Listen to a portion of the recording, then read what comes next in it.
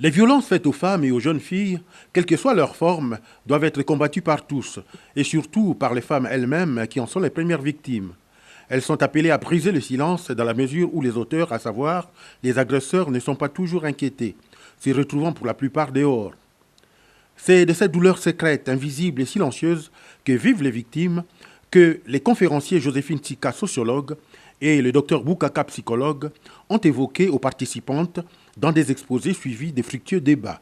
Les femmes subissent des violences tout simplement parce que nous sommes des femmes. Et le viol aujourd'hui, je peux dire, est devenu banal. Malheureusement, sur le plan juridique, on a encore des freins. Nous avons un code pénal qui est désuète.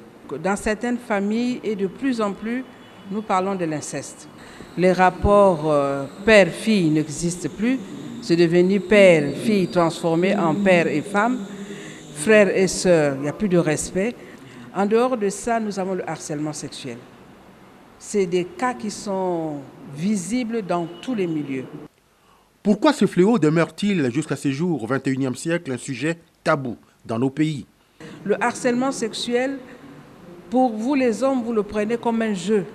Mais le harcèlement sexuel tue. Nous avons grandi dans un milieu où tout ce qui concerne le sexe, tout ce qui concerne la famille ne doit pas étaler sur la place publique. Et plus grave encore, les faits intimes comme le harcèlement et le viol, il faut avoir un certain courage pour l'avouer. Les femmes n'ont pas mâché leurs mots tout au long de la discussion. Pour elles, que des initiatives soient prises pour réduire ce type de violence à l'égard de la femme. Le premier axe, c'est d'abord la dénonciation. Si les femmes arrivent à dénoncer les faits, ça serait déjà un premier pas.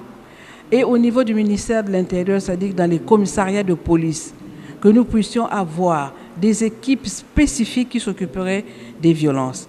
Et sur le plan national, c'est appliquer les textes. En tout cas, au niveau du Congo, le ministère de la Promotion de la Femme et de l'Intégration de la Femme au Développement a pris le taureau par les cornes pour mener une lutte acharnée contre toute forme de violence dont sont victimes les femmes.